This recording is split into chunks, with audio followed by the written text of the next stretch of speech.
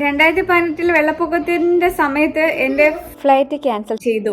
എന്നാൽ നെടുമ്പാശ്ശേരി എയർപോർട്ട് മുഴുവൻ വെള്ളത്തിലായിരുന്നു. 2018 മുതൽ മഴയുടെ തോതിൽ ക്രമാതീതമായിട്ടുള്ള വർധന ഉണ്ടായിട്ടുണ്ട്. ഈ ഒരു ജൂലൈ അവസാനം, ഓഗസ്റ്റ് ആദ്യം, അല്ലെങ്കിൽ ആ ഒരു മാസങ്ങൾ. ചിലപ്പോൾ അതൊരു ഓണത്തിനോടനുബന്ധിച്ചായിരിക്കും, ഓഗസ്റ്റ്, സെപ്റ്റംബർ അങ്ങനെയൊക്കെ ആയിരിക്കാം. പക്ഷെ ഈ മഴ കാരണം വെള്ളപ്പൊക്കം 2018 മുതൽ ഉണ്ടാവുന്നുണ്ട്. മലപ്പുറം പോലെ, വയനാട് പോലെയുള്ള സ്ഥലങ്ങളിലൊക്കെ ലാൻഡ് സ്ലൈഡ്സ് ഉണ്ടാവുന്നുണ്ട്, ഉരുൾപൊട്ടൽ. ഞാൻ ഇതിന് മുമ്പ് പറഞ്ഞത് നമ്മുടെ സ്കൂൾ കാലഘട്ടം ആദ്യമായിട്ട് മഴ ഉണ്ടായത്, അതായത് എന്റെ ഒരു 10ാം ക്ലാസ് ആ സമയത്ത് മലയാള മനോരമയുടെ ഫോട്ടോഗ്രാഫർ വിക്ടർ ജോർജ് മരിക്കുന്നത് വെണ്ണിയാനി എന്ന് പറയുന്ന സ്ഥലത്തുണ്ടായ ഉരുൾപൊട്ടലിൽ 2018 തൊട്ട് ഇന്ന് വരെ എല്ലാ വർഷവും ഈ ഒരു സമയത്ത് മഴ ശക്തമായിട്ട് പെയ്യുന്നുണ്ട്, ലാൻഡ് സ്ലൈഡ്സ് ഉണ്ടാവുന്നുണ്ട്. 5 വർഷത്തോളമായി, 5 വർഷം കഴിഞ്ഞു. എന്നിട്ട് പോലും നമ്മൾ അതിനെക്കുറിച്ച് പ്രിപ്പയർ ആയിട്ട് ഇരിക്കാനുള്ള ഒരു സംവിധാനം, ഒരു സിസ്റ്റം ഇല്ല. പ്രത്യേകിച്ച് ഈ ലാൻഡ് സ്ലൈഡ് ഉള്ള സ്ഥലത്തുള്ള ആളുകളെ കംപ്ലീറ്റ് ആയിട്ട് മാറ്റി പാർപ്പിക്കണം.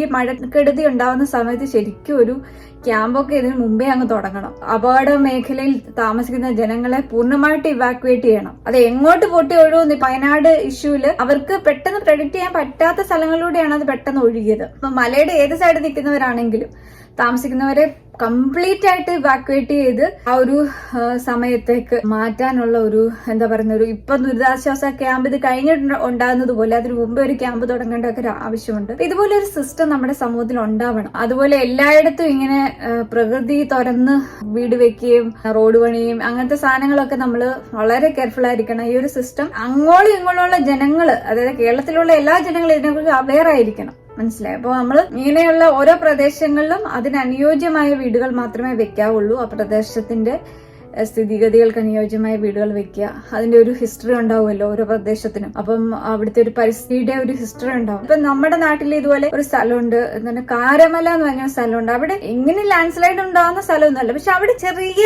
ലാൻഡ് സ്ലൈഡ് ഒക്കെ ഉണ്ട്, ചെറുതായിട്ട്. അപ്പൊ അങ്ങനെയൊക്കെയുള്ള ചില സ്ഥലങ്ങൾ നേരത്തെ ഐഡന്റിഫൈ ചെയ്ത് വെക്കുന്നത് വളരെ നല്ലതാണ്. നമ്മുടെ നാട്ടില് വീടുകൾ വെക്കുന്നതിനെ കുറിച്ചും നഗരാസൂത്രണം അല്ലെങ്കിൽ ഗ്രാമാസൂത്രണം എന്നൊക്കെ പറയുന്ന പോലെ വളരെ വലിയൊരു പ്ലാനിങ് ആവശ്യമാണ്. അപ്പൊ എല്ലാ ഗവൺമെന്റ് കെട്ടിടങ്ങൾ പോലും പുഴയുടെ സൈഡിലാണ് എന്ന് പറയുന്നു. പുഴയുടെ സൈഡിലൊന്നും ഒരിക്കലും വീട് വെക്കരുത്. നമ്മൾ ഭയങ്കര മനോഹാരിതയൊക്കെ കാണിക്കുന്ന പുഴയുടെ സൈഡിൽ ഒരു വീട്. ഈ ഫ്ലാഷ് ഫ്ലഡ് എന്ന് പറയും, പെട്ടെന്നുണ്ടാകുന്ന മലവെള്ളപ്പാച്ചിൽ പോലെ പെട്ടെന്ന് ഫ്ലാഷ് ഫ്ലഡ് വരുന്ന സ്ഥലങ്ങളിലൊന്നും പുഴയിൽ നിന്ന് ഇത്ര മീറ്റർ അകലെ മാത്രമേ വീടുകൾ വെക്കാവുള്ളൂ. അങ്ങനെയൊക്കെയുള്ള നിയമങ്ങളുണ്ട്.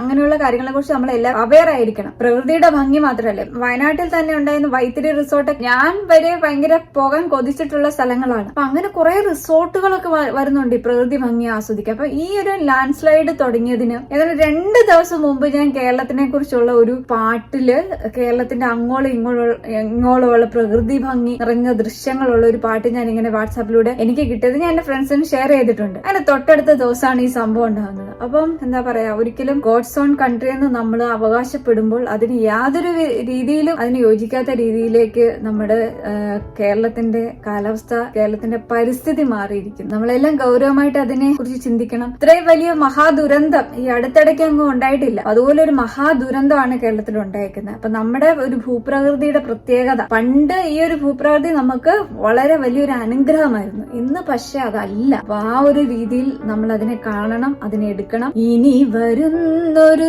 തലമുറയ്ക്ക് ഇവിടെ വാസം സാധ്യമോ എന്ന് നമുക്ക് ഉറക്കെ പാടിക്കൊണ്ടിരിക്കണം. പാടിക്കൊണ്ടിരുന്നാൽ മാത്രം പോരാ, അതിനുള്ള സ്റ്റെപ്പുകൾ എടുക്കുകയും ചെയ്യണം. അപ്പൊ ഇതിന് തൊട്ടു മുമ്പ് അർജുൻ എന്ന് പറഞ്ഞൊരു വ്യക്തി മണ്ണിനടിയിൽ പെട്ടു കർണാടകയിലൂടെ, അതായിരുന്നു വാർത്ത. അതിന് തൊട്ടു മുമ്പുള്ള വാർത്ത തിരുവനന്തപുരത്ത് ഒരു തോട്ടില് മാലിന്യം എടുക്കാൻ പോയൊരു വ്യക്തി അതിനകത്ത് നഷ്ടപ്പെട്ടത്. അപ്പൊ മാലിന്യ സംസ്കരണം, പിന്നെ തെരുവുപട്ടികളുടെ ശല്യം, ഇങ്ങനെ ധാരാളം പ്രശ്നങ്ങള്, പരിസ്ഥിതി പ്രശ്നങ്ങള് ഒക്കെ നമുക്ക് ഉണ്ടായിട്ടുണ്ട്. അതിനെയൊക്കെ ഒരു സിസ്റ്റമാറ്റിക് ആയിട്ട് ഇതിനെ അപ്രോച്ച് ചെയ്യണം. അതിനെ പഠിക്കുവാനും പറ്റിയ നമ്മൾക്ക് വലിയ തലയുള്ള വ്യക്തികളുണ്ട്, ശാസ്ത്രജ്ഞരും ബുദ്ധിമാന്മാരും. കാരണം അഭ്യസ്ത വിദ്യയുടെ ഒരു കേളി അരങ്ങാണല്ലോ കേരളം. അപ്പൊ അങ്ങനെയുള്ള കുറെ പേരുണ്ട്. പക്ഷെ അവർ എന്തുകൊണ്ട് അവർക്ക് ചിന്തിച്ച ഒരു നല്ല പ്ലാനിങ്, നല്ല ഒരു ഒരു സിസ്റ്റം, ഒരു സംവിധാനം, നമ്മുടെ ഭൂപ്രകൃതിക്ക് അനുയോജ്യമായ ഒരു സംവിധാനം കേരളത്തിൽ ഉണ്ടാവണം. അതിന് എല്ലാവരും തലയുള്ളവരൊക്കെ തന്നെയാണ്. അപ്പൊ അതിനുവേണ്ടി നമ്മൾ ഒരുങ്ങണം. നമ്മുടെ ഭൂപ്രകൃതിക്കനുസരിച്ച്, മാറി വരുന്ന ഭൂപ്രകൃതിക്കനുസരിച്ചുള്ള മാറ്റങ്ങൾ ദുരന്തങ്ങളെ ഉൾക്കൊണ്ടുകൊണ്ട് പോകുന്ന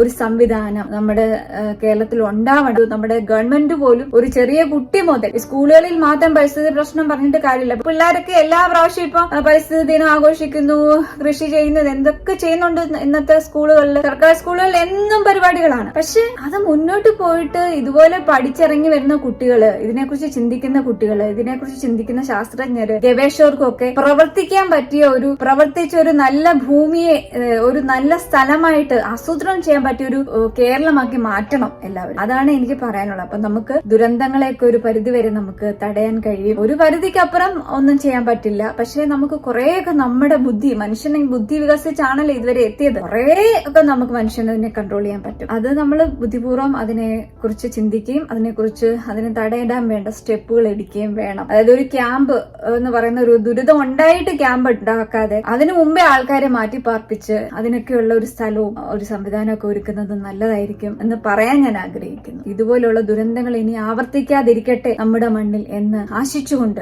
ഇനി വരുന്നൊരു തലമുറയ്ക്ക് ഇവിടെ വാസം സാധ്യമോ, മലിനമായ ജലാശയം, അതിമലിനമായൊരു ഭൂമിയും, ഇനി വരുന്നൊരു തലമുറയ്ക്ക് ഇവിടെ വാസം സാധ്യമോ.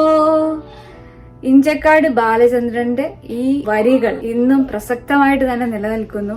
നമ്മൾ ഇതിനെക്കുറിച്ച് ഗൗരവമായി ചിന്തിച്ച് ആക്ഷൻ എടുക്കേണ്ട സമയം അതിക്രമിച്ചിരിക്കുന്നു. അപ്പം ദുരന്തത്തിൽ നഷ്ടപ്പെട്ടവർക്ക്, ജീവനോർ പൊലിഞ്ഞവർക്ക് ആദരാഞ്ജലികൾ അർപ്പിച്ചുകൊണ്ട് ഞാൻ ഈ ഒരു വ്ലോഗ് അവസാനിപ്പിക്കുന്നു. വീണ്ടും നമുക്ക് കാണാം. ബൈ.